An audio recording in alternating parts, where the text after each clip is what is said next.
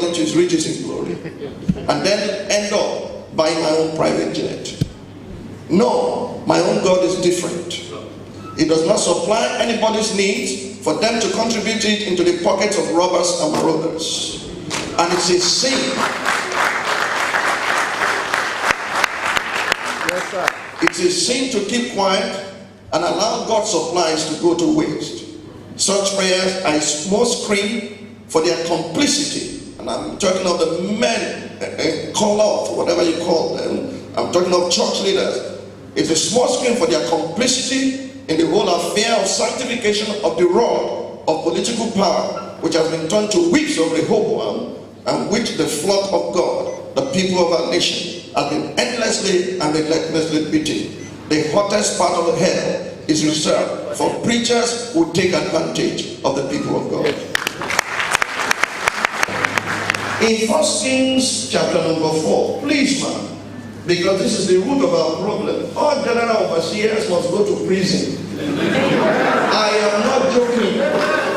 I said so in the open many years ago during the convention of Mike Okonkwo. I said, lock Adeboye up, lock Kumi up, lock Orisaka for all, lock me up also. By the time we finish, Nigeria will change. I have a reason for saying so. In 1 Kings chapter 4, I know I'll be quoted tomorrow. I'm ready for their war. If the revolution does not begin in the church, it cannot spread. If it does not begin in the mosque, it cannot spread. I am telling you, except those institutions change, Nigeria will never change. They control the soul and minds of millions of people. Democracy is preceded by revolution and then development. And when people have their voice restored back to them, they can then determine who will represent them. We have put the cart before the horse. That revolution must begin. It must begin with you. It must begin with me.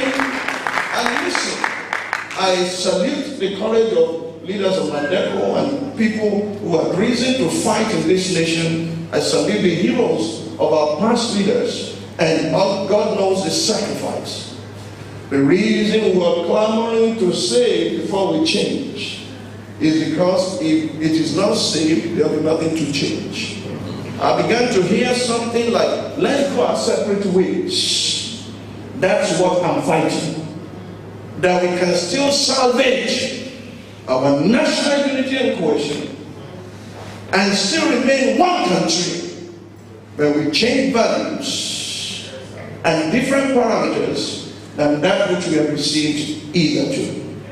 By the grace of God, Almighty God, who spoke.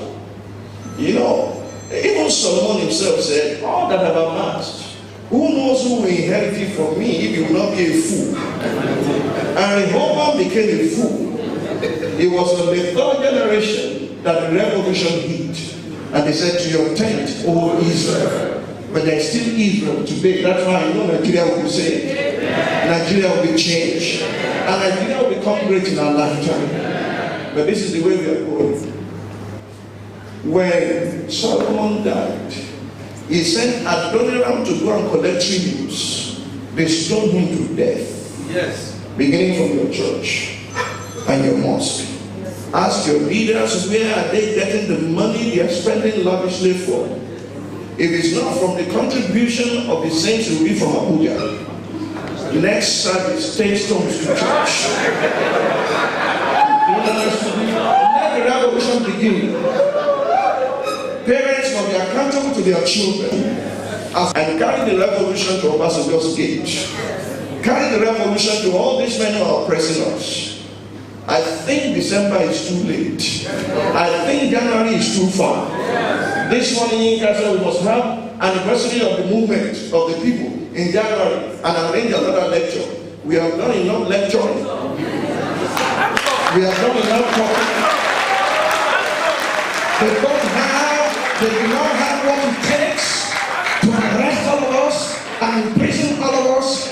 Some people must labor for subsequent generations. I challenge you to rise. I challenge you to fight. I challenge you that the revolution will begin. presence.